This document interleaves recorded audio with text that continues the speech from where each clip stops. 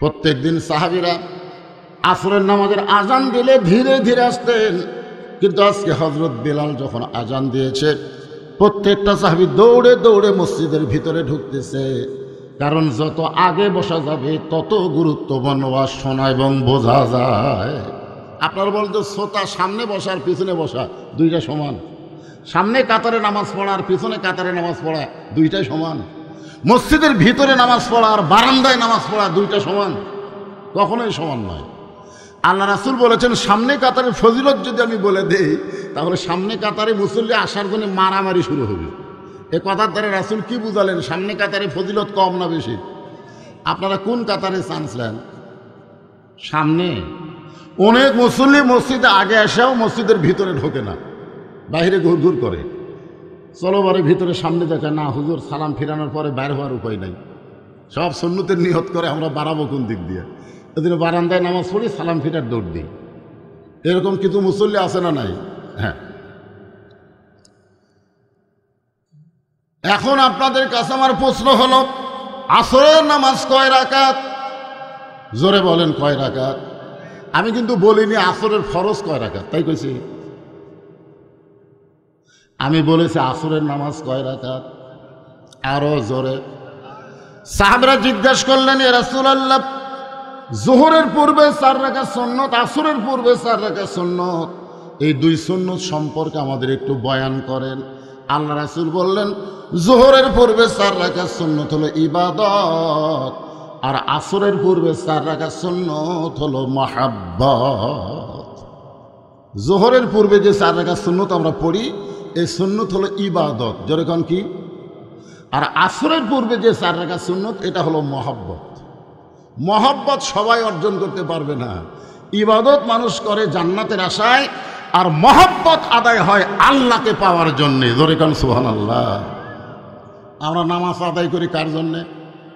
আল্লাহর জন্য। কোনো বান্দার মধ্যে যখন আল্লাহর মহব্বত এসে যায় ওই বান্দা কোনোদিন আর জান্নাতের আশা করে না, ও খালি সবসময় আল্লাহ পাওয়ার ধান্দা করে। জোরে কান সুবহানাল্লাহ।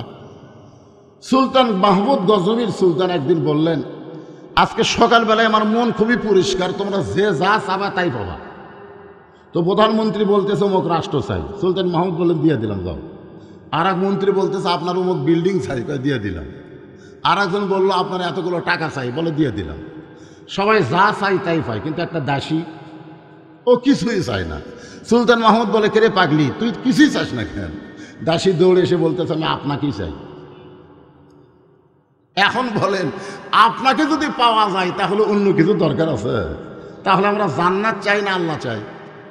জোরে বলা লাগবে ভাই, নামাজ আল্লাহর জন্য রে। আমরা জান্নাত চাই না আল্লাহ চাই? আল্লাহ যদি আমাদের হয়ে যায় তাহলে সামান্য জান্নাত আমাদের কলিজার মধ্যে থাকবে না, আমরা আল্লাহ পাওয়ার জন্য পাগল হয়ে যাব। জোরে কোন ঠিক কি না? এখন বলেন আসরের নামাজ কয় রাকাত? ফরজ কয় রাকাত? আল্লাহ নবী ফরজ ইমামতি করবেন, নবী মেহরাবের মধ্যে ঢুকলেন ইমামতি করার জন্য। মসজিদের সামনে ইমাম যেখানে দাঁড়ায় তার নাম হলো মেহরাব। জোরে কোন তার নাম কি? আচ্ছা, মেহরাব কি জন্য তৈরি করা হয়েছে এটা বাংলাদেশের অনেক মুসল্লি জানে না। মসজিদে কোবা, যারা মসজিদে কোবা দেখছেন, ওখানে 2 রাকাত নামাজ পড়লে আল্লাহ একটা ওমরা হজের সওয়াব দিয়ে দেয়। জোরে কোন সুবহানাল্লাহ। কিন্তু মসজিদের কোবার কিন্তু মেহরাব নাই। মসজিদের কোবার কি নাই? মেহরাব নাই। আর মসজিদে নববীর মেহরাব আছে, কারণ মসজিদ নববীতে মেহরাব তৈরি করার ইতিহাস হলো আল্লাহ রাসূল জোহরের ইমামতি করতেছেন। জোহরের কোন নামাজের? এমন সময় আল্লাহ তাআলা ফেরেশতা জিবরাইলকে পাঠায় দিয়া নামাজের মধ্যেই কোরআনের আয়াত ওহী নাজিল হয়েছে। আল্লাহর নবীকে আল্লাহ জানাইলেন, ইয়া আইয়ুহান নাবিয়্যু হারজিল মুমিনিনা আলাল কিতাল। ওগো নবী, যারা আপনার পিছনে দাঁড়িয়ে নামাজ পড়ে কাতারবদ্ধ হয়ে, তাদেরকে শুধু মুসল্লি বানালে হবে না, তাদেরকে আর্মি হিসাবে গড়ে তুলতে হবে। কি হিসাবে? খালি মুসল্লি বানালে হবে না, সৈন্য হিসাবে গড়ে তুলতে হবে। কারণ যে কোনো সময় মক্কার কাফের মদিনা আক্রমণ করতে পারে, আর মদিনা যখন মক্কার কাফের আক্রমণ করবে তখন দোয়া দিয়া, দরুদ দিয়া, নামাজ দিয়া আপনি মদিনা রক্ষা করতে পারবেন না, ওই কাফের বেঈমানদের বিরুদ্ধে যুদ্ধ করা লাগবে। ধরে কান সুবহানাল্লাহ। এই আয়াতটা নাজিল হয়েছে নামাজের ভিতরে। তো আল্লাহ রাসূল নামাজ শেষ করে যখন সাহাবীদের সামনে বললেন, সাহাবীরা আজকে নামাজের মধ্যে একটা আয়াত আল্লাহ নাজিল করলো। সাহাবীরা তো শোনার জন্য পিড়াপিড়ি করলো, হুজুর তাহলে আয়াতটা কি? আল্লাহ রাসূল বললেন, ইয়া আইয়ুহান নাবিয়্যু হারজিল মুমিনিনা আলাল কিতাল। সব সাহাবী বুঝবার পারল, কিন্তু একজন সাহাবী একে সামনে কাতারে যিনি নামাজ পড়ে, আবু বকর রাদিয়াল্লাহর ডান পাশে, আবু বকর রাদিয়াল্লাহর ডান পাশে নামাজ পড়ে, ওই সাহাবী রাসূলের কাছে গিয়ে বললেন, ইয়া রাসূলুল্লাহ, এই নামাজের মধ্যে আল্লাহ যে আয়াত নাজিল করলো আপনার উপরে, এই আয়াত তো গন্ডগোলের আয়াত। যেরকম কিসের আয়াত? গন্ডগোলের আয়াত। গন্ডগোল মানে কি? বাতিলের সঙ্গে যুদ্ধ করা লাগবে, এ আয়াত আল্লাহ নাজিল করেছে, আর এই টুপিওয়ালা জুব্বাওয়ালা পাগড়িওয়ালা বলতেছে এটা না গন্ডগোলের আয়াত। নবী কয় কি রে, সামনে কাতারে নামাজ পড়ে, এক হাঁটু দাড়ি, মাথায় টুপি, পরনে জুব্বা, আবু বকর রাদিয়াল্লাহু ডান পাশে দাঁড়ায়, এই বলতেছে এটা গন্ডগোলের আয়াত। তাহলে কে? ইসলামী আন্দোলনকে, বাতিলের বিরুদ্ধে লড়াইকে, হক কথা বলাকে যারা গন্ডগোল বলবে, এরা আসলে কে জানার দরকার আছে না নাই? দরকার আছে না নাই? আল্লাহ নবী যখন বললেন এরা কে, ই কে, সঙ্গে সঙ্গে আল্লাহ পাক জানাইলেন, ওয়ামিনান নাসি মাইয়াকুলু আমান্না বিল্লাহি ওয়া বিল ইয়াউমিল আখিরি ওয়া মা হুম বিমুমিনিন। বিশাল ইজতেমা হয়ে গেল। কেউ বলতেছে 1 কোটি, কেউ কয় 60 লাখ, কেউ কয় 90 লাখ, কিন্তু ফিলিস্তিনের পক্ষে, ইসরায়েলের বিপক্ষে একটা কথাও হলো না। আসলে এরা কে? কার কাছে জানবেন? মৌলানার কাছে না আল্লাহর কোরআনের কাছে? আল্লাহর কোরআন বলতেছে, মানুষের মধ্যে কতগুলো মানুষ আছে যারা বলবে আমরা আল্লাহ বিশ্বাস করি, আখিরাতকে বিশ্বাস করি। আল্লাহ বলতেছেন ওমা হুম বিমুমিনিন, তারা মুমিনই হবার পারে না। তারা মুমিনই না, তারা হলো টাটকা মুনাফিক। যেরকম তারা কি? এই বাংলাদেশে বাতিলের বিরুদ্ধে হকের আন্দোলনকে যারা গন্ডগোল কয়, এরা হলো মুনাফিক। যেরকম এরা কি?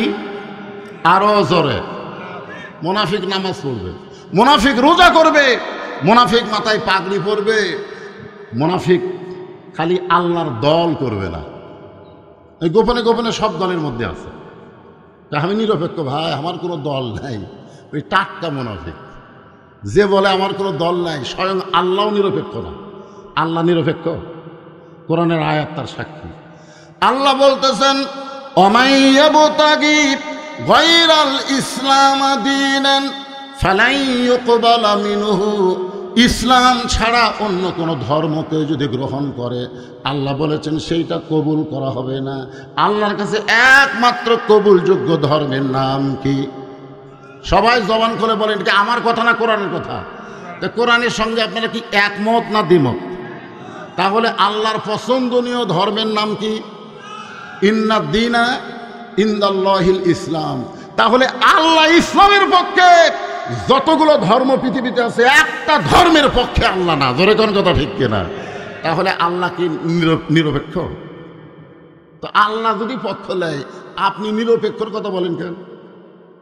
বাংলাদেশে একটা মানুষই নিরপেক্ষ, যে মানুষটা হলো হিজরা। জোরে কোন কি? হিজরা হচ্ছে নিরপেক্ষ, ওই মরদও না নারীও না, ই হচ্ছে নিরপেক্ষ।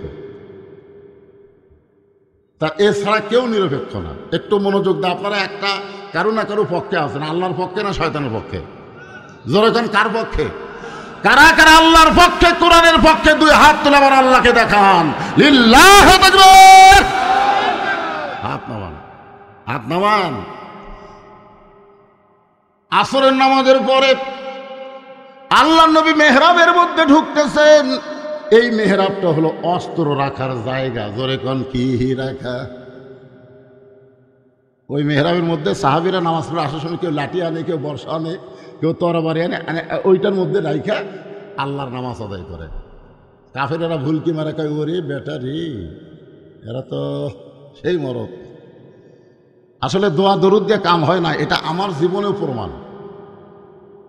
রাত 2টার সময় আমার ড্রাইভার আমাকে বলতেছে হুজুর নামেন। নামার পরে গাড়ি নিয়ে যে গ্যারেজে রাখবে, আমাকে বলে আপনি যান। আমি গেট থেকে বাসার দিকে যে যাচ্ছি, সামান্য কয় হাতের মধ্যে 4টা কুত্তে আমাকে ধরছে। কয় কুত্তে খালি ঘেউ ঘেউ করে আমার জুব্বাত কামড় মারবার চাই। আমি দোয়া ইউনুস পড়ি, কুত্তা লড়ে না। আয়াতুল কুরসি পড়ি, কুত্তা সরে না। ইন্নাহুম ইয়াকিদুনা কায়দা ওয়া আকিদু কায়দা, কুত্তা খেদানোর আয়াত পড়ি, তাও কুত্তা মনে হয় দৌড়ে এসে আমাকে ধরে। আমি বললাম এত দোয়া দরুদ দিয়ে কুত্তা লড়ে না, কি করি? তখন আমার ইমান বলতে, হুজুর তোমার মুখত খালি দোয়া আছে, হাতত লাঠি নেই। লাঠি থাকলে দোয়া লাগতো না, এক কুত্তার পাশাত বাড়ি মারলে বাকি 3টা এমনি দৌড় মারতো। তোর এখন কথা ঠিক না? আজকে মুসলমানের মুখত দোয়া আছে, কিন্তু বাতিলের বিরুদ্ধে লাঠি নেই। খালি দোয়া রোয়া শুনবেন, দোয়ায় 6 লাখ বাংলাদেশ, কাম হচ্ছে না। আজকে লাইলাতুল মেরাজে আমাদেরকে জানতে হবে কোন দোয়ার জন্য রাসূল এসেছিলেন এবং আমাদেরকে কি শিক্ষা দিয়েছেন, জানার দরকার আছে না নাই? দরকার আছে না নাই? আসরের নামাজ শেষ করে আল্লাহর নবী জীবনের সবচাইতে গুরুত্বপূর্ণ ওয়াজ শোনানোর জন্য মেহরাবের মধ্যে ঢুকলেন। মেহরাবের ভিতর থেকে একটা থলিয়া বের করলেন। থলিয়া মানে ব্যাগ। থলিয়া মানে কি? ওই ব্যাগের ভিতর থেকে একটা জিনিস নবী টেনে টেনে বের করতেছেন। সাহাবেরা তাকায় দেখেন জিনিসটার কিছুই না, জিনিসটা হলো আল্লাহর নবীর পরনের একটা জুব্বা। ওসমান গনি বলে, রাসূলুল্লাহ জীবনে কত জুব্বা দেখলাম আপনার পরনে, আজকে যেই জুব্বা আমাদেরকে দেখাইতেছেন, এই জুব্বাটা গুরুত্বপূর্ণ ওয়াজ আপনি কেমনে বলবেন? আল্লাহ রাসূল বলে, ওসমান এজলেস, তুমি বসে যাও। ওসমান রাদিয়াল্লাহু যখন বসে যায়, রাসূল বললেন, এই জুব্বা দুনিয়ার সাধারণ কোনো জুব্বা নয়। এই জুব্বা পরে কাবার পাশে আমি ঘুমাইছিলাম, ফেরেশতা জিবরাইল আমাকে ঘুম থেকে চেতন করে জমজমের কূপের পানি দিয়ে ওযু করানোর পরে এই জুব্বা পরে আমি বোরাকের পিঠে চললাম। এই জুব্বা পরে বাইতুল মুকাদ্দাসে আমি 2 রাকাত নামাজের ইমামতি করলাম। বাইতুল মুকাদ্দাস বোঝেন আপনারা? সুবহানাল্লাহ তো বলেন। এখন ইহুদিরা জুতা পাও দেয় বাইতুল মুকাদ্দাসের মধ্যে ঘুরতেছে। আজকে অনেক জুম্মা হয়ে গেল, ফিলিস্তিনের মুসলমানেরা বাইতুল মুকাদ্দাসে জুমার নামাজ পড়তে পারতেছে না। জোরে কোন কথা ঠিক কিনা ভাইজান? বাংলাদেশে বসে আছেন, ফিলিস্তিনে কি হচ্ছে আমাদের টেনশন নাই। রাসূল বলেছেন, কুল্লু মুসলিমুন ইখওয়া, প্রত্যেকটা মুসলমান ভাই ভাই। আপনার দেহের কোনো জায়গায় যদি মশা কামড় দেয়, আপনি বুঝবার পারেন না? এজোর এখন পারেন কি পারেন না? পায়ের গোড়াত মশা কামড় দিলে আপনি চমকে ওঠেন কেন? পৃথিবীর যেখানেই মুসলমান আছে একটা দেহের মতো আমরা। পৃথিবীর কোনো জায়গায় মুসলমানকে হত্যা করলে কোনো মুসলমান চুপ থাকতে পারে না। অন্তত ফিলিস্তিনের মুসলমানের পক্ষে থাকার কারণে ইসরায়েলের পণ্য বয়কট করতে বাধ্য হবে। জোরে কোন কথা ঠিক কিনা? এই কয়েকদিন আগে ভারত 400 বছরের পুরাতন বাবরি মসজিদ ভাঙ্গা ওই জায়গায় রাম মন্দির তৈরি করলো। কি ভারতে কি মন্দির বানানোর জায়গা নাই? আপনারা বলেন তো, ভারতে কি মন্দির বানানোর জায়গা নাই? তাহলে মন্দির বানানোর জায়গা থাকলে মসজিদ ভাঙ্গে ওই জায়গায় মন্দির বানালো কেন? কি জন্য বানালো? তাহলে ভারত মসজিদ ভাঙ্গে মন্দির বানালো, আর আপনি সেই ভারতের বিপক্ষে কিছুই বলবেন না? মুসলমানের বাচ্চা হলে আপনার ঘরে ভারতের কোনো চ্যানেল চলতে দেওয়া যাবে না। জোরে কোন কথাটি কথা কন না কেন? যে মেয়েরা আমার ওয়াজ শোনার জন্য বসে আছে, আসতে একজন কয় হুজুর পর্দালে ওয়াজ করে, মানে পর্দা মানে ফাতেমার ওয়াজ করলে ওরা শুনবি, ফাতেমার ওয়াজ শুনবি আর স্টার জলসা জি বাংলা দেখবি। ইয়ার কি মারতিছে? এই ইয়ার কি আল্লাহ পছন্দ করে না? জোরে কোন কথা কথা কন না কেন? আপনি মুসলমানের বাচ্চা, আপনার ঘরে ভারতের চ্যানেল চলবে কেন? আপনি বয়কট করে দেন।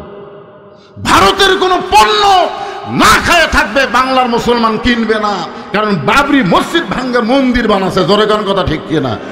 এটা হলো মুসলমানের ঈমান, এটাই হলো ঈমান।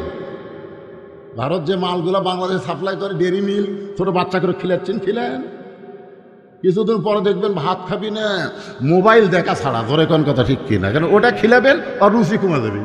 তো রুচি কমে গেলে খাবার দিলে খালি কান্দে, তখন মোবাইল চালু করে দেয়। শয়তান কয়ে যাক, আসল জিনিস চালু করছে, এবার ভিতরে চালু হয়ে গেছে। আমাদের বাংলাদেশের সন্তানেরা মোবাইল না দেখে ভাত খায় না। আর ফিলিস্তিনের মা বলতেছে, আমার সন্তান জন্ম নেওয়ার পরে আমি বাইতুল মুকাদ্দাসের বারান্দায় গিয়ে বলে, আল্লাহ আমি কোনো সন্তান জন্ম দেইনি, আমি একটা মুজাহিদের জন্ম দিয়েছি। ধরে কোন সুবহানাল্লাহ। মুজাহিদের জন্ম দিয়েছে। এজন্য 19,000 এ পর্যন্ত 19,000 শিশু বাচ্চাকে ইসরায়েলের ইহুদিরা হত্যা করছে। গোটা পৃথিবী খুঁজে দেখেন, ইহুদি মাত্র 90 লাখ। গোটা পৃথিবীতে ইহুদি মাত্র 90 লাখ। আর গোটা পৃথিবীতে মুসলমান হলো 215 কোটি। 215 কোটি এখন হিটার হিসাব। 215 কোটি মুসলমান যদি পেশাব করে দেয়, ইসরায়েল ভেসে যাবি। জোরে কোন কথা ঠিক কথা কন না কেন? খালি যদি পেশাব করে দেয় ভেসে যাবি রে। আর আজকে মুসলমানেরা আমরা কি করতেছি ভাইজান? লাইলাতুল মিরাজে একটু মনোযোগ দিয়ে শুনবেন। আল্লাহ নবী যেই মসজিদের মধ্যে 2 রাকাত নামাজের ইমামতি করেছে, ওই মসজিদের কথা আল্লাহর কোরআনে আছে না নাই? তাহলে আমার সঙ্গে যারা পারেন তারা পড়বেন, আর যারা না পারেন তারা চুপ করে শুনবেন। কারণ যখন কোনো কারি কোরআন পড়বার না পারলে চুপ করে শোনার কথা আছে না নাই? ওয়াইযা কুরিয়াল কুরআন ফাসতামিউ লাহু ওয়া আনসিতু লাআল্লাকুম তুরহামুন। আল্লাহু আকবার। সুবহানাল্লাযী আসরা বিআবদিহি লাইলাম মিনাল মাসজিদিল হারাম ইলাল মাসজিদিল আকসা। আপনারা বলেন তো, মসজিদ আকসা কোথায়? ইসরায়েল কব না ফিলিস্তিন কব? হ্যাঁ, আমরা জেরুজালেমই বলবো নাকি? আমরা কোনো সময় বলবো না যে বাইতুল মুকাদ্দাস ইসরায়েল। ইসরায়েলদের কি জানেন? বাংলাদেশে যে রোহিঙ্গা নাই, বাংলাদেশে বর্তমানে রোহিঙ্গা আছে না নাই? এই রোহিঙ্গা যদি কিছুদিন পর হামা করে আবার পিটপার শুরু করে, তখন আপনারা কি করবেন? বাংলাদেশ কি রোহিঙ্গার দেশ? রোহিঙ্গার দেশ। রোহিঙ্গাকে আমরা আশ্রয় দিছি। এই ইসরায়েল ইহুদিকে আরব বিশ্ব রোহিঙ্গার মতন আশ্রয় দিয়েছিল। রোহিঙ্গার মতন আশ্রয় ওরা কান্দা আশ্রয় নিয়েছিল। হিটলার যখন ইহুদি মারার একটা পরিকল্পনা করলো যে পৃথিবীর মানচিত্রে কোনো ইহুদিক বেঁচে রাখা যাবে না, এরা হলো সবচাইতে বড় শয়তান। ধরে করার কথা ঠিক কিনা? হিটলারকে ধন্যবাদ দেওয়া দরকার। তখন এই শালা ইহুদিরা মধ্যপ্রাচ্যে গিয়ে আরব বিশ্বের কাছে জায়গা চাইলো, তো আমরা একটু থাকতে চাই। এ থাকার জায়গা দিয়ে ওরা এখন শুরু করছে আমাকে মারা। আজকে রোহিঙ্গার অবস্থাও তাই। বের করে পারবেন তো? যাই হোক, বাংলাদেশে কি হবে পরে চিন্তা করা যাবে। আজকে লাইলাতুল মিরাজে আমরা একটু রাতকে নিয়ে চিন্তা করি। এ রাতের খবর আমাদের জানা দরকার আছে না নাই? আল্লাহ নবী বললেন, সাহাবীরা রে, যেই জুব্বা আমি তোমাদের দেখাইতেছি, এই জুব্বা পরে আমি 7 আসমান পাড়ি দিয়া আল্লাহর আরশে চলে গেলাম। আল্লাহ পাকের সঙ্গে আমার মিরাজ হলো। যে জুব্বা আমি তোমাদের দেখাইতেছি বাবা, এই জুব্বা পর অবস্থায় আমি জান্নাতের মধ্যে গেলাম। জান্নাতের মধ্যে গিয়ে দেখি কতকগুলো বাবা হাউমাও করে কাঁদতেছে। জান্নাতের মধ্যে গিয়ে নবী দেখে কতকগুলো বাবা হাউমাও করে কাঁদতেছে। আবার জাহান্নামের মধ্যে গিয়ে দেখে কতকগুলো বাবা মুস্কি মুস্কি হাসতেছে। নবী তো কিছু জানে না। নবী জিবরাইলকে বললেন, ভাই এই বুড়াগুলা কান্দে কেন? তো এরা কান্দার কারণ হলো এরা নেক আমল করে জান্নাতি হসে, কিন্তু এরকে বেটার কারণে আল্লাহ বলতেছে, কি বেটা জন্ম দিয়ে দুনিয়া থুয়ালু? এই বেটাগুলো অকাম বদকাম করার কারণে, ওই বেটার একটা খারাপ আমল তোর আমলের মধ্যে ঢোকার কারণে অতি সত্বর আমি আল্লাহ তোকে জান্নাত থেকে বের করে দিব। এই জন্যে জান্নাতের মধ্যে এরা কাঁদতেছে। আর জাহান্নামের মধ্যে যাদের হাসতে দেখলেন, এরা ভালো সন্তান দুনিয়াতে রেখে গেছে। এই সন্তান 5 ওয়াক্ত নামাজ পড়ে রব্বির হামহুমা কামা রব্বায়ানি সগীরা বলে আল্লাহর কাছে কাঁদতেছে। ওই সন্তানের নেকি আল্লাহ বাপের নেকির মধ্যে ঢুকিয়ে দিয়ে বলতেছে, অতি সত্বর আমি আল্লাহ তোদেরকে জাহান্নাম থেকে জান্নাতে পাঠাইয়া দিব। জোরে কোন সুবহানাল্লাহ। আপনার বলেন তো, জান্নাত থেকে জাহান্নামে যাওয়া আর জাহান্নাম থেকে জান্নাতে যাওয়া আপনাদের কাছে কোনটা চাওয়া? বর্তমানে বাংলাদেশ কোন দিকে যাচ্ছে?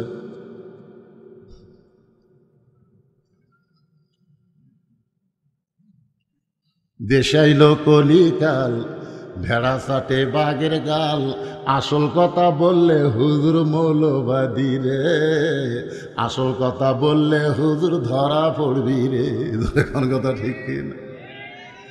দেশাইল কলিকাল, ভেড়া চাটে বাঘের গাল, ভেড়া চাটে বাঘের গাল, ভেড়া ভেড়া ভেড়া বাঘের গাল চাটতেছে, বাঘ খালি ঘুম পাড়তেছে।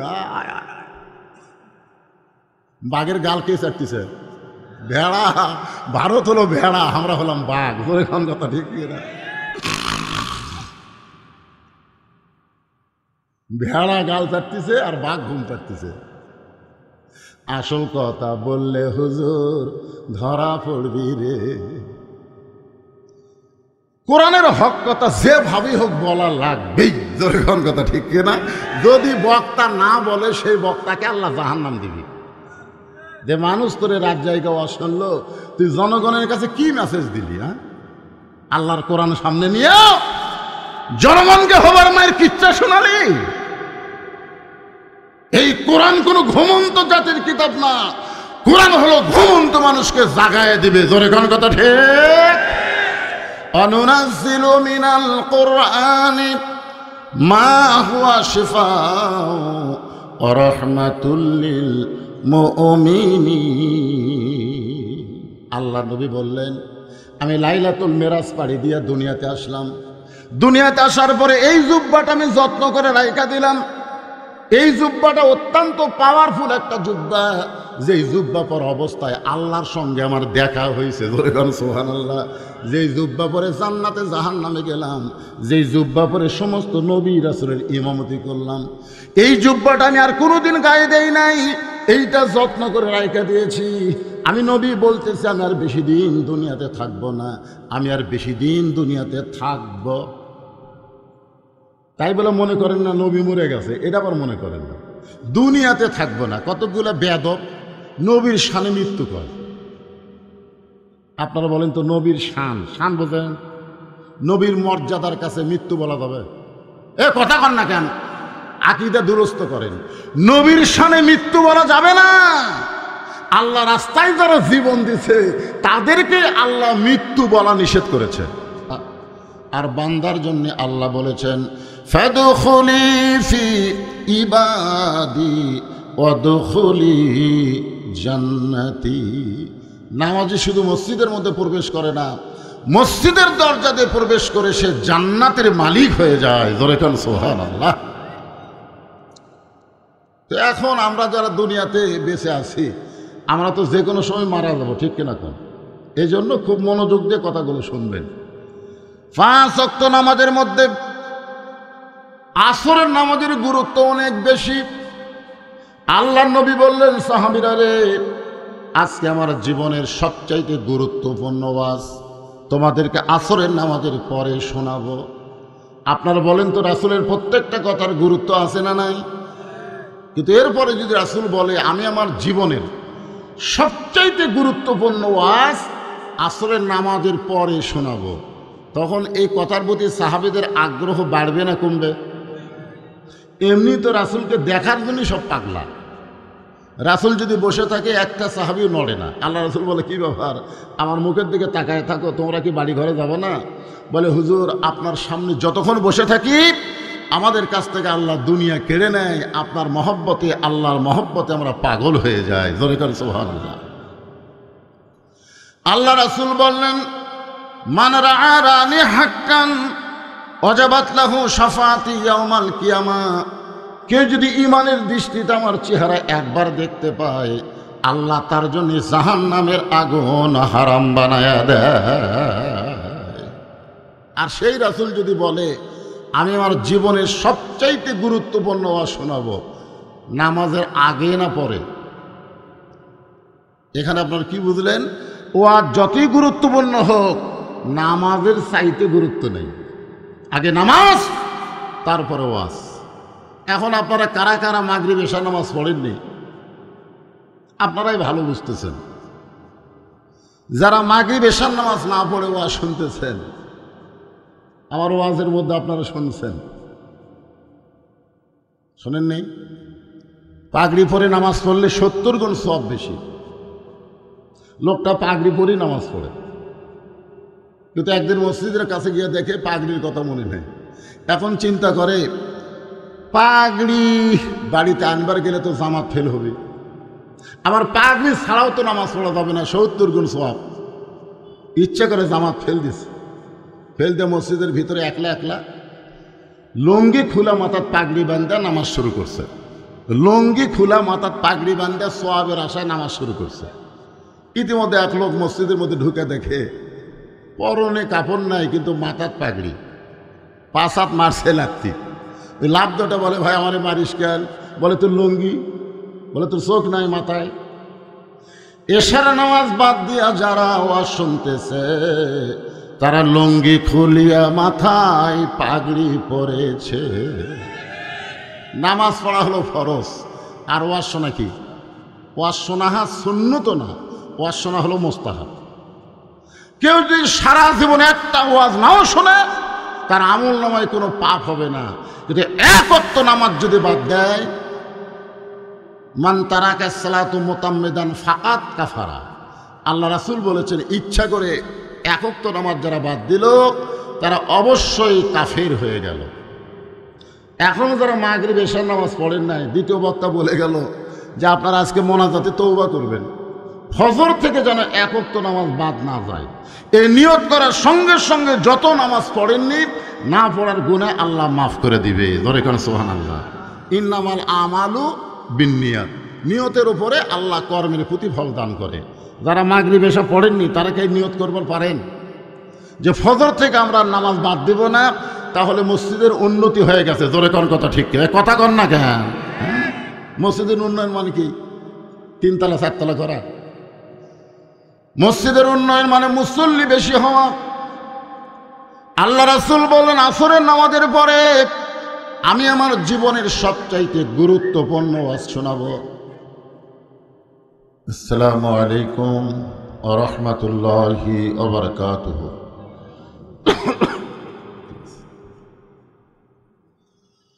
আলহামদুলিল্লাহ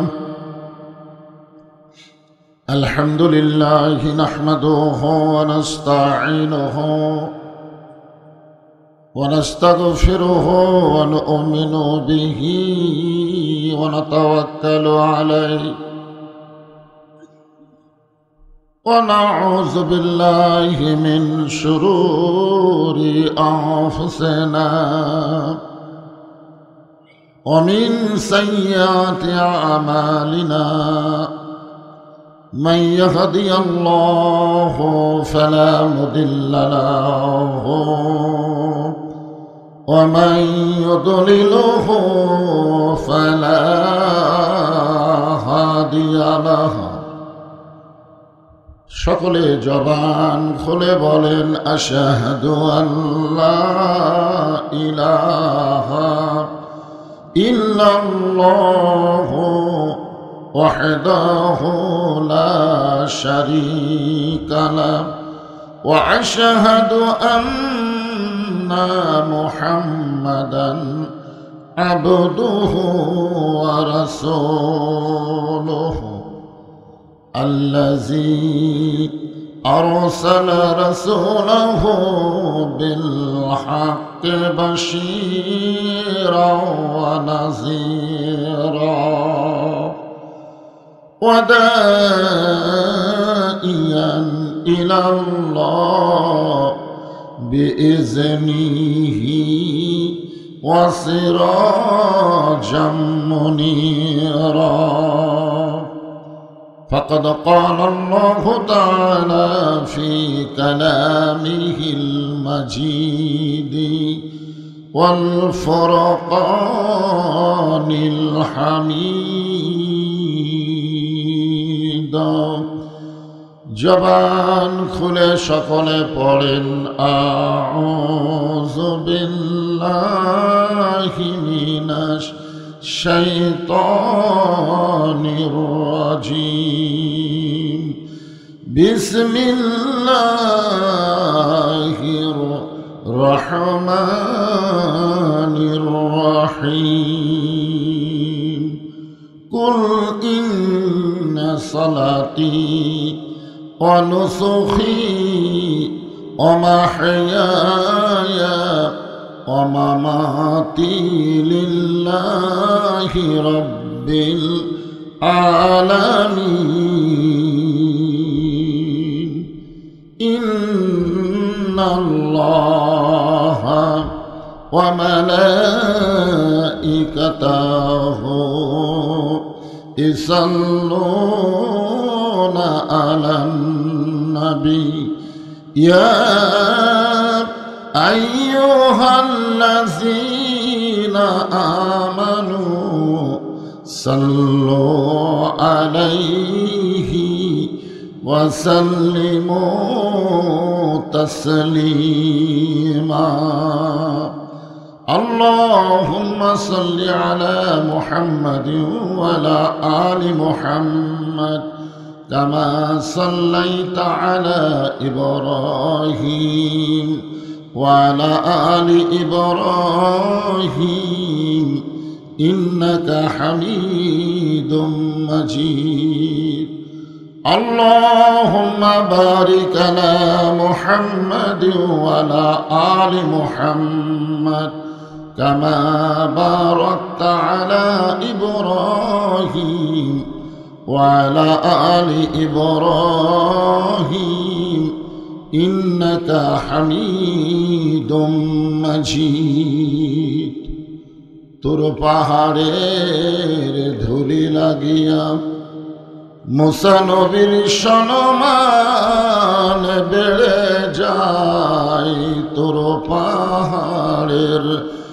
ধুলি লাগিয়া মুসা নবীর সম্মান বেড়ে যায় নূর নবীজির জুতার ধুলাই দয়ার নবীজির জুতার ধুলাই আল্লাহর আরশ ধন্য হয় সাল্লাল্লাহু আলা মুহাম্মাদ সাল্লাল্লাহু আলাইহি ওয়াসাল্লাম সাল্লাল্লাহু আলা মুহাম্মাদ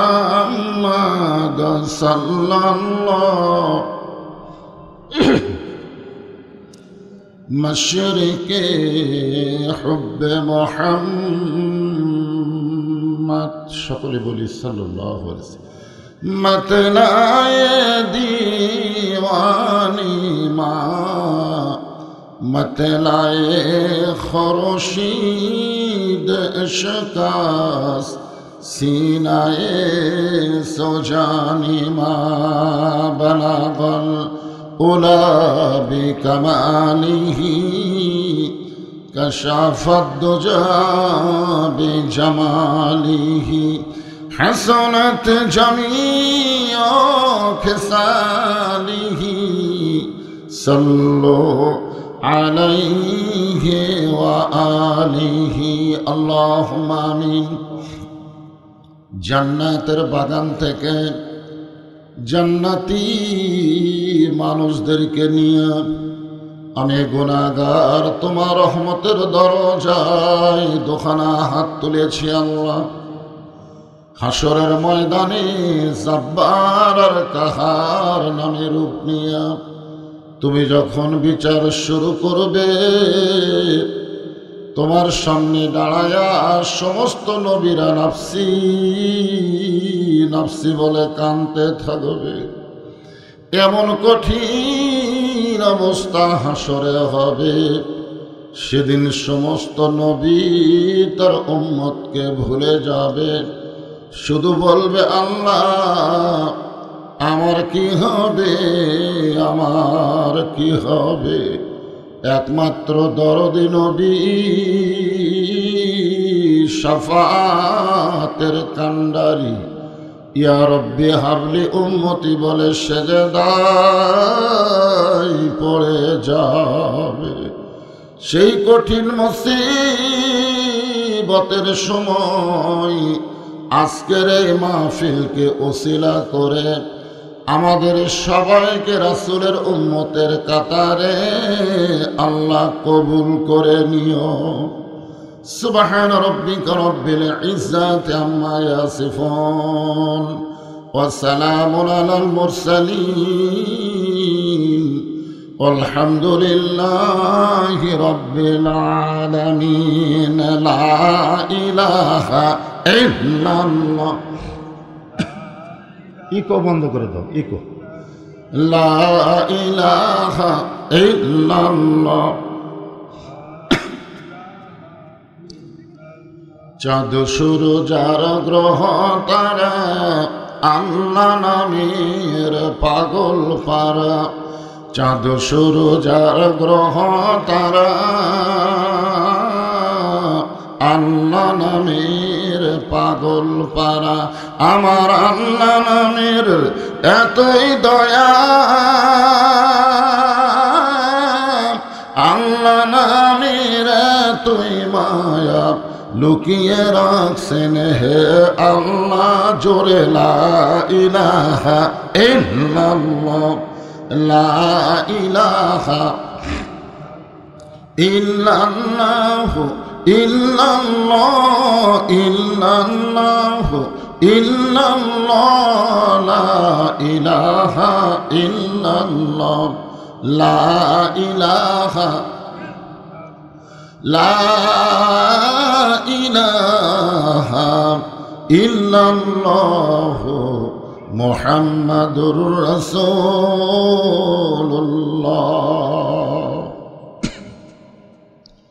সকলে একটু জবান খুলে বলি সাল্লাল্লাহু আলাইহি ওয়াসাল্লাম।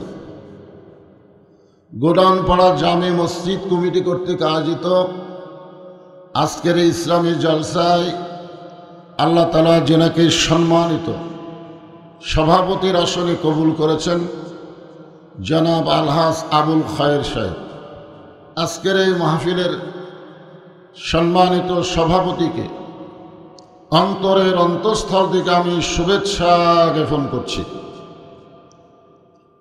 আজকের এই মাহফিলের সম্মানিত প্রধান অতিথি বাংলাদেশ সরকারের বর্তমান মাননীয় প্রতিমন্ত্রী, এলাকারই কৃতি সন্তান জনাব আলহাজ অ্যাডভোকেট জনায়েত আহমদ পলক, আপনাদের সংসদীয় এমপি সাহেব। আজকের এই মাহফিলের সম্মানিত বিশেষ অতিথিবৃন্দ, সকলকেই অন্তরের অন্তঃস্থল থেকে আমি শুভেচ্ছা জ্ঞাপন করছি। আজকের এই মাহফিলের সম্মানিত ওলামায়ে কেরাম, আপনাদের মাঝে মাঝে যে সমস্ত আলেম ওলামা বসে আছেন, মঞ্চে উপবিষ্ট আছেন, মাগরিবের নামাজের পর থেকে এতক্ষণ পর্যন্ত যিনারা কোরআন হাদিসের আলোকে অত্যন্ত গুরুত্বপূর্ণ আলোচনা করে আপনাদেরকে শোনালেন, আলেম ওলামা সহ আজকের এই মাহফিলের বক্তাগণকে অন্তরের অন্তঃস্থল থেকে আমি শুভেচ্ছা জ্ঞাপন করছি। এই মুহূর্তে আমার সামনে যারা বসে আছে, যিনাদেরকে আল্লাহ দয়া করে রহম করে আজকের এই জান্নাতের বাগানে কবুল করেছেন, যেখানে কোরআন হাদিসের আলোচনা হয়, এই মাহফিলকে কি বলা হয়? রিয়াজুল জান্নাহ। পৃথিবীতে রিয়াজুল জান্নাহ হলো দুইটা, একটা হলো মসজিদ নববীতে মেম্বর থেকে রাসূলের রওজা মোবারক পর্যন্ত যে ফাঁকা জায়গাটুকু আছে ওইটাকে বলা হয় রিয়াজুল জান্নাহ। আর যেখানে কোরআন হাদিসের মাহফিল হয়, আলোচনা হয়, ওই জায়গাকে বলা হয় রিয়াজুল জান্নাহ। এই রিয়াজুল জান্নার মধ্যে সৌভাগ্যবান ব্যক্তি ছাড়া, আল্লাহর পছন্দনীয় ব্যক্তি ছাড়া কেউ এখানে বসার সুযোগ পায় না। যে আল্লাহ দয়া করে রহম করে আপনাদেরকে এখানে বসবার তৌফিক দিলেন, আমি আমার অন্তরের অন্তঃস্থল থেকে আপনাদের সবাইকে শুভেচ্ছা জ্ঞাপন করছি। সম্মানিত মা বোনেরা, যেনারা পর্দার অন্তরালে বসে আছেন, শুধুমাত্র কোরআনের মাহফিলের খাতিরে মেয়েদেরকে আমাদের কাছে বসতে দেওয়া হয়নি, ঠিক কিনা বলেন? মেয়েরা তো পুরুষের কাছে আসতে চায়, এমনকি পুরুষের ওপরও থাকবার চায়, যেরকম ঠিক কিনা। কিন্তু শুধুমাত্র এই কোরআনের খাতিরে আজকে মা বোনদের জন্য আলাদা একটা বসার ব্যবস্থা করে দিয়েছেন, দেন নাই আপনারা? তাহলে আপনারা বলেন, শুধু কোরআনের মাহফিলের কারণে মেয়েদের যদি পর্দার ব্যবস্থা হয়, যেদিন আল্লাহর কোরআন দিয়ে বাংলাদেশ চলবে সেদিন বুঝবেন আসলে পর্দা কারে কয়। এখনো বাংলার মুসলমান পর্দা বুঝেনি, পর্দা জিনিসটা কি। আমার মায়েরা যারা পর্দার অন্তরে বসে বসে শুনতেছেন, আমি আমার অন্তরের অন্তঃস্থল থেকে আপনাদের সবাইকে শুভেচ্ছা জ্ঞাপন করছি। সাউন্ড মনে হয় একটু বেশি হয়ে গেল নাকি, চঞ্চল করতেছে, একটু সাউন্ডটা অ্যাকোরেট করেন। আমার গলা মোটা তো, মোটা সাউন্ড দেওয়া লাগবে, চিকন দিলে স্যান করবে। একটু বেশি হয়নি, চঞ্চল করতেছে। আমি শুরুতে যেটা পাইছিলাম সেটা নাই, ফট করে হাত দিয়ে কি যেন করছে, আর চঞ্চলি শুরু হয়ে গেছে। এই মুহূর্তে জানতে চাচ্ছি আপনারা সকলে কেমন আছেন? আলহামদুলিল্লাহ রব্বিল আলামিন। যে আল্লাহ শারীরিক সুস্থতা দান করে, আসলে মনের শান্তি কিন্তু আমাদের নাই। আপনি যাই বলেন, শরীরটা মোটামুটি ভালো আছে, কিন্তু মনের খবর খুব একটা ভালো না। মনের শান্তি যদি আমরা চাই, আমাদের একটা চিকিৎসার দরকার আছে।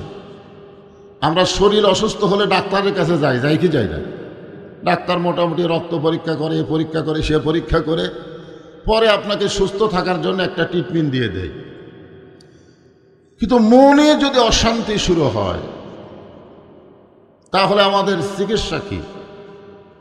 আলা বিযিকরুল্লাহ তাতমাইন্নুল কুলুব। মনের প্রশান্তি হয় একমাত্র আল্লাহর জিকিরের মাধ্যমে। জোরে করে সুবহানাল্লাহ। আপনারা বলেন তো, এই জিকির কোন জিকির? এই জিকির হচ্ছে ইন্না নাহনু নাযালনা যিকরা ওয়া ইন্না লাহু লাহাফিজুন। সেই জিকিরের নাম হলো আল্লাহর কোরআন। নাম কি? আর এই জিকির দায়িত্ব, হেফাজতের দায়িত্ব একমাত্র কার হাতে? বাংলাদেশে বহু ধরনের জিকির আছে, মোটামুটি জিকিরগুলো অধিকাংশ এখন শয়তানের দখলে চলে গেছে। এখন চলতেছে যে 18 শুরু হয়ে গেছে, আমার দয়াল বাবার দরবারেতে কেউ ফিরে না খালি হাতে। আপনার বলেন এটা জিকির? এটা হলো জিকিরের নামে আল্লাহর সঙ্গে ফাজলামি করা। জিকির কিরকম? আমার দয়ার আল্লাহর দরবারেতে কেউ ফিরে না খালি হাতে। আল্লাহ আল্লাহ আল্লাহ আল্লাহ। বাবার জাগাত আল্লাহ ঢুকার লাগবে। ওরা বলতেছে দয়াল বাবা। দয়াল বাবা না দয়াল আল্লাহ? আল্লাহ। আর হুর জাগাত কি ঢুকার লাগবে? লাগাত কি? আল্লাহ আল্লাহ। আজকে এই জিকিরের কারণে আপনাদের অন্তরের মধ্যে, মনের মধ্যে আল্লাহ প্রশান্তি ঢেলে দিবে। জোরে কোন সুবহানাল্লাহ।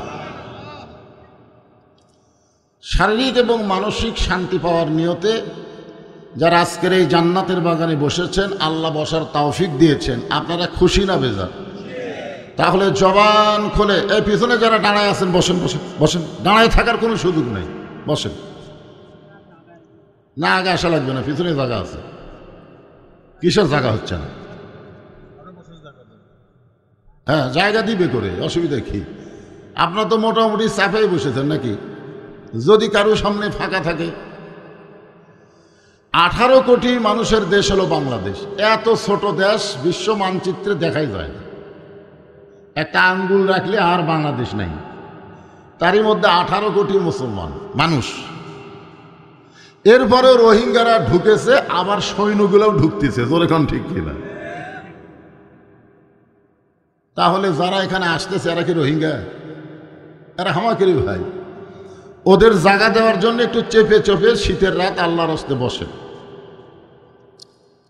তাহলে সকলে জবান খুলে বলেন, রব্বানা লাকাল হামদ হামদান কাসীরান তাইয়িবান মুবারাকান ফীহি। আমি পবিত্র কালামুল্লাহ শরীফ থেকে একটা আয়াত তেলাওয়াত করছি, ছোট্ট আয়াতের অংশ। কারণ মসজিদ কমিটি কর্তৃক আয়োজিত যখন মাহফিল হয় তখনই আমাদের বুঝতে হবে মসজিদ কিসের জন্যে। জোরে কারণ আমরা মসজিদ কি জন্যে? বর্তমান প্রধানমন্ত্রী 564টা মসজিদ বানিয়ে দিছে, নাম হয়েছে মডেল মসজিদ। জোরে কারণ কি মসজিদ? আচ্ছা, মডেল মসজিদ খালি চেহারাই হলে হবে না মুসল্লিও হওয়া লাগবে? ঢপে ভালো আছে কিন্তু মুসল্লি নাই। তো মসজিদের উন্নয়ন মানে মুসল্লি কালেকশন। আর আমরা মনে করি বিদেশি টাইলস মাইস দিয়ে মসজিদ বানায় দিব, 5 ওয়াক্ত নামাজে মুসল্লি হোক বা না হোক জুম্মার দিনে আমরা ভরে যাব। এই জন্যই মনে হয় মসজিদ তৈরি করা হয় নাকি? এই জন্যে হয়। তো মসজিদের উদ্যোগে যখন মাহফিল তখন এই আয়াতটা আমি তেলাওয়াত করলাম। আর এই মাসটা হলো রজব মাস, আজকের রাত হলো নামাজের রাত। জোরে কোন সুবহানাল্লাহ। নামাজ পড়ার রাত না, নামাজ পাওয়ার রাত। অনেকে আমাকে বলে, হুজুর লাইলাতুল মিরাজের আমল কি? লাইলাতুল মিরাজের আমল কি? মেয়েরা বলে বেশিরভাগ যে রোজা কয়টা রাখা লাগবে, রোজা কয়টা রাখা লাগবে, মিরাজের রোজা কয়টা? মেয়েদের মধ্যে থেকে বলা হয় বেশিরভাগ। আজকে রাত্রে কয় রাকাত নামাজ পড়া লাগবে? এইরকম বহু প্রশ্ন আমাদের মতন মাওলানাদের কাছে মানুষ করে। আগেকার লোকেরা মেরাজের রাতও পালন করতে, যেরকম ঠিক কিনা? কিন্তু বর্তমান মাওলানা বেশি হয়ে অনেক মাওলানাই বলতেছে মেরাজের রাতে কোনো আমল নাই, কোনো আমল নাই, কোনো আমল করা যাবে না। রাসূল করেনি, সাহাবীরা করেনি, খামাখা আমরা করবার যায় বেদাতের মধ্যে পড়া যাবে। আর বেদাত হলো গোমরাহি, গোমরাহি মানুষকে কুফুরির দিকে নিয়ে যায়। যেরকম নাউজুবিল্লাহ। এই জন্যে কোনো নামাজ নাই। কিন্তু এই লাইলাতুল মিরাজ হলো নামাজ পাওয়ার রাত। যেরকম সুবহানাল্লাহ। হ্যাঁ, এই নামাজটা আমরা আদায় করব কার জন্যে? নিজের জন্যে না আল্লাহর জন্যে? আমরা যেভাবে নামাজ পড়তেছি মনে হয় যে খুব একটা ভালো কাম করতেছি। যেভাবে পড়তেছি, পড়া লাগবে কিভাবে, পড়তেছি কিভাবে। যাই হোক, এই বিষয়টাকে নিয়ে আমি আলোচনা করব। আলোচনার ভিতর দিয়ে আপনাদেরকে মেরাজ সম্পর্কে একটা সুন্দর সহি কাহিনী আপনাদেরকে আমি শোনাবো। এটা আমাদের শোনাটা খুবই জরুরি। না শুনলে নামাজের প্রতি আমাদের আগ্রহ কমে যাবে। নামাজের প্রতি আমাদের আগ্রহ বাড়ান দরকার আছে না নাই? বর্তমান সরকার মসজিদ বানায়া আমাদের কিন্তু আগ্রহ বাড়েনি। কারণ মসজিদের কাছে গেলেই দেখা যায় গরিব ভালো, এত বড় মডেল মসজিদ এক কাতারই মুসল্লি হয় না। যেরকম ঠিক কিনা? তা আমি স্বয়ং প্রধানমন্ত্রীর কাছে অনুরোধ করব এই মিডিয়ার মাধ্যমে যে আপনি যখন মসজিদ তৈরি করে বুঝাইলেন যে আপনি নামাজের পক্ষের লোক, নামাজের পক্ষের লোক না হলে কেউ মসজিদ তৈরি করে? যেরকম করে। প্রধানমন্ত্রী যদি 564 মসজিদ না বানায় 564টা সিনেমা হল বানাতো, নাউজুবিল্লাহ আগে পড়বেন কেন? যদি বানাতো, বানাছে কি? যদি বানাতো আমাদের করার কিছু ছিল? তিনি মসজিদ বানায় বুঝাই দিলেন তিনি নামাজের পক্ষের লোক। আর নামাজের পক্ষের লোক যখন কোনো ক্ষমতা পায়, শোনেন, নামাজের পক্ষের লোক যখন কোনো ক্ষমতা পায়, ক্ষমতার মালিককে, কিন্তু আল্লাহ যদি তাকে দেয় তাহলে তার 1 নম্বর দায়িত্ব মসজিদ বানানো না, 1 নম্বর দায়িত্ব হচ্ছে আকামুস সালাত, নামাজ কায়েম করা। যেরকম নামাজ কি করা? হ্যাঁ, নামাজ কায়েম করা। আজকে বাংলাদেশে নামাজ আছে কিন্তু কায়েম নাই। কায়েমটা কি? এই যে আমরা এখানে যত মানুষ আইছি, আমরা সবার গায়ে শরীরে পোশাক দেখতেছি, মানে পোশাক পরা বাংলাদেশে কায়েম হয়ে গেছে, পোশাক পরা বাংলাদেশে প্রতিষ্ঠা হয়ে গেছে। এখন আপনাদের মধ্যে কোনো ন্যাংটা মানুষ যদি আসে, আপনারা কে কাছে নেবেন বলেন তো? কে কাছে নেবেন? সবাই বলবেন ন্যাংটার কোনো জায়গা নেই। জোরে কোন কথা ঠিক না? নামাজ যেদিন বাংলাদেশে কায়েম হবে সেদিন বেনামাজিকে ন্যাংটার মতন দেখা যাবে। আজকে বেনামাজিকেও আমরা মুসলমান কই। জোরে কোন কথা ঠিক না? তুই নামাজ না পড়ুক বারে মুসলমান, ওর নাম ভালো। কিন্তু নামাজ না পড়লে তার মুসলমানিত্ব থাকে না, ক্যান্সেল হয়। এটা আজকের মাহফিলে আমাদের জানা দরকার, ঠিক কিনা বলেন? বাইনাল আবদি ওয়াল কুফরি তরকুস সালাত, বুখারী শরীফের হাদিস। আল্লাহ রাসূল বলেন, বান্দা কাফের মধ্যে পৃথক করার জিনিস তার নামই হলো নামাজ। যে নামাজ মাগরিবের পর থেকে লোক নাই। আমি যখন আসে গাড়িতে নাম না খেতে মরুভূমির মতন ধোঁয়া বাড়ে, একটা লোক নেই।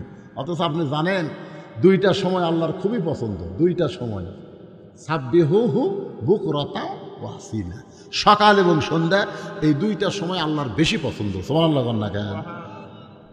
আল্লাহ রাসূল বলেছেন ঈশার নামাজের পরে কোনো গল্প চলবে না, ঘুমে যাও। তাহাজ্জুদের মহব্বত ফজরের জামাত আদায় করা লাগবে। এত রাত ধরে ওয়াজ শোনা এটা বেদাত, এটা সুন্নাত না, এটা হলো বেদাত। সুন্নত হলো মাগরিব থেকে এশা পর্যন্ত মেরিয়া দেন, সুন্নত হবে। এসা পড়ে ঘুম আসবি, ডাঁটে ফজরের নামাজ জামাতে পাবি। জোরে কোন কথা ঠিক কিনা? এখন যে অবস্থা কেরে ভাই, একে 12:30 বেজে গেল, পোলা টোলা খাইয়ে বাড়ির যা ঘুমালে মুয়াজ্জিনই চেতন পাবি না। জোরে কোন কথা ঠিক কিনা? মুয়াজ্জিনই একজন চেতন পাবি না। সেই জন্য আমি বলবো গোডাউন পাড়াকে হাতে মাও ধরে এখন পর্যন্ত আপনার তারিখ পরিবর্তন হওয়ার আগেই মোনাজাত করে দিবেন। তারিখ পরিবর্তন, যে বিজ্ঞাপনের তারিখ আছে, কয় তারিখ? কয় তারিখ রে? এখন কয় তারিখ? তাহলে 8 তারিখের প্রচার করে 9 তারিখে মোনাজাত করবেন। লিমা তাকুলু মা লা তাফালুন, প্রচারের সাথে আমলের মিল হলো না। এই জন্য আসে না তো, আপনারাই কইছেন সন্ধ্যার সময় লোক আসে না, খালি মেলার মধ্যে ঘরে। এখন তো এমন আর অবস্থা যে খালি পিছনে খাড়া হয়ে আছে, কি খালি তবারক লেওয়ার জন্য মনে হয় খাড়া হয়ে আছে নাকি? এরা তো খালি জ্ঞানজাম করি ভাই। এই জন্য সভাপতি বারবার বলতেছে একটু বসেন, সোনার সানেরা একটু লাইন হয়ে বসেন, তো বসেন, একটু সাইড হয়ে বসেন, বসেন। তাবারক দেওয়া হবে আপনাদের, তাবারক দেওয়া, এদিকে মোনাজাত চলবে, এদিকে তাবারক চলবে। মোনাজাত শেষ, তাবারক দেওয়া শেষ। ওরা যেন বুঝবার না পারে যে কী চলতেছে। যারা এখন আসেনি তারা কিন্তু মোনাজাত শেষে আসে দেখি করে তাবারক নিয়ে সব যায়, আমাদের খবর কি নাই। এই জন্য আপনারা সাইড হয়ে বসেন, মোনাজাত চলবে, তাবারক চলবে। তাবারক নিয়ে আপনারা সাইড হয়ে চলে আসেন বাবা, মোনাজাতও চলবে, তাবারক চলবে। আল্লাহর নবীর এই জুব্বাটা হলো আনা মাদিনাতুল ইলমি ওয়া আলিউ বাবুহা, আমি হচ্ছে ইলমের শহর, আলী হচ্ছে তার দরওয়াজা। ধরে কারণ সুবহানাল্লাহ। আল্লাহর নবীর মধ্যে যত জ্ঞান ছিল সমস্ত জ্ঞান নবী আলীরে দিয়া দিল। কিন্তু তাহেরি কয়, তাহেরি কি কয়? তাহেরি কি কয়? আল্লাহর জ্ঞান নবী নিয়া আল্লাহ গেছে গায়েব হইয়া, নবীর জ্ঞান খাজানিয়া, নবীর ধন খাজানিয়া শুয়া আছে আজমিরে। এ কথা বলা যাবে না তাহেরি, বলতে হবে আল্লাহর ধন নবী নিয়া।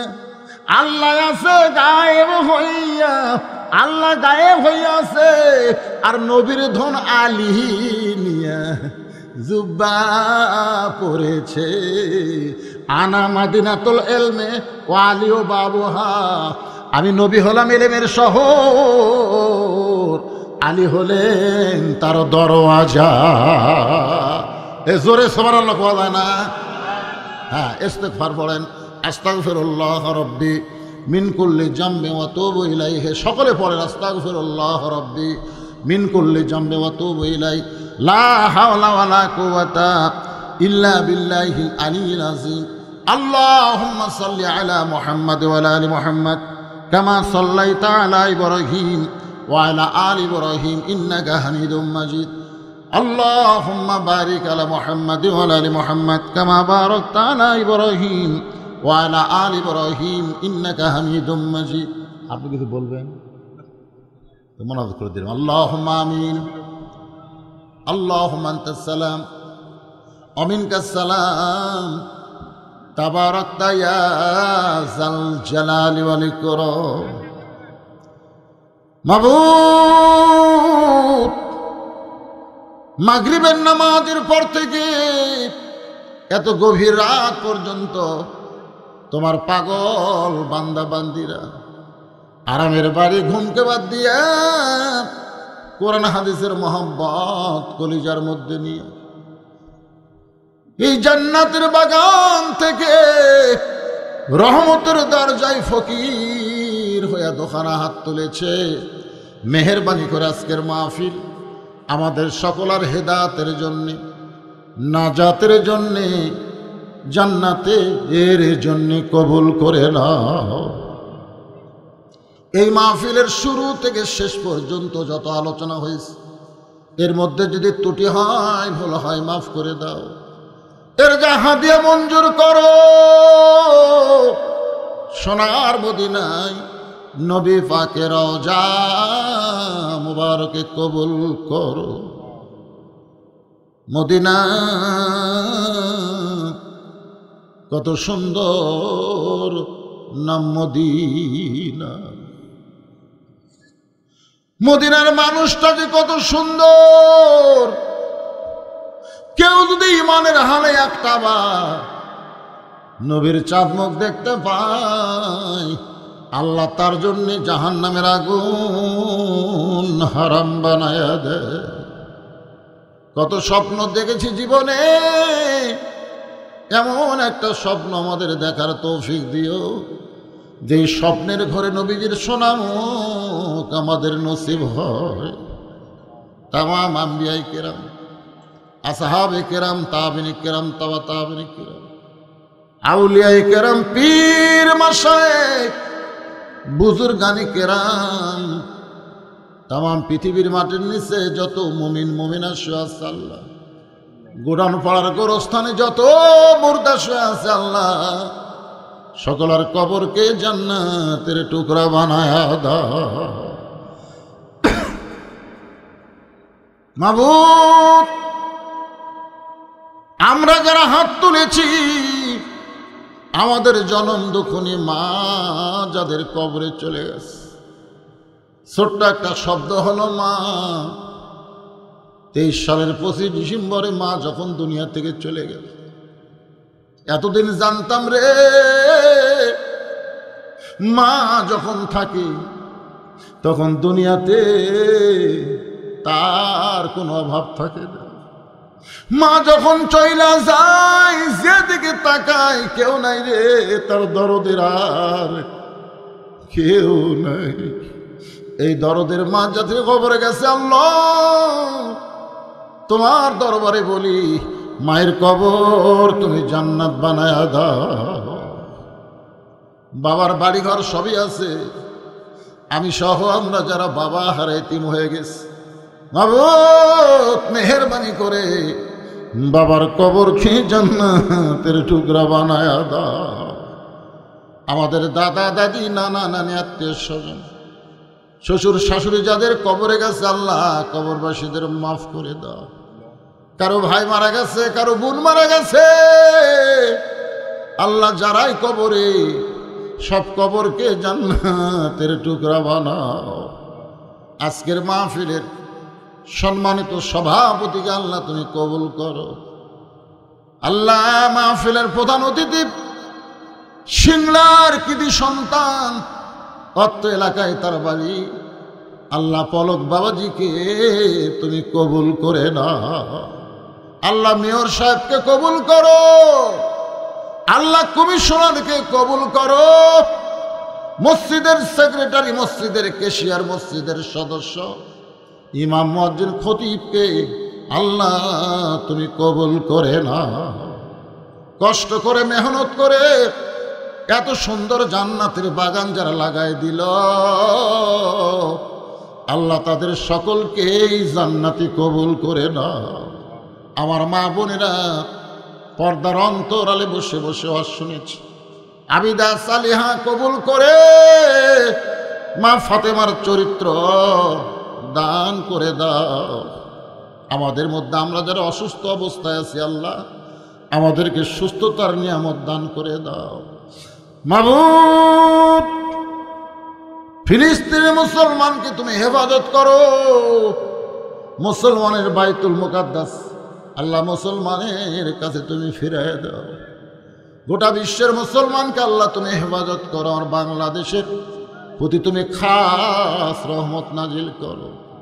ও মাবুদ, আমি গুনাহগার বলে দোয়া ফিরা দিও না। এতগুলো মানুষের মধ্যে যার দুই হাত তোমার ভালো লাগে সে দুই হাতের ওসিলায় গোটা মাহফিল তুমি কবুল করো। যেদিন আমাদের মৃত্যু হবে দিনটা যেন জুমার দিন হয়, মাসটা যেন রমজান মাস হয়, ইমানের সাথে ইজ্জতের সাথে এই দুনিয়া থেকে বিদায় নেওয়ার সময় আমাদের জবানে তুমি জারি করে দিও লা ইলাহা ইল্লাল্লাহু মুহাম্মাদুর রাসূলুল্লাহ সাল্লাল্লাহু আলাইহি সাল্লাম। আসসালামু আলাইকুম ওয়া রাহমাতুল্লাহি ওয়া বারাকাতুহু।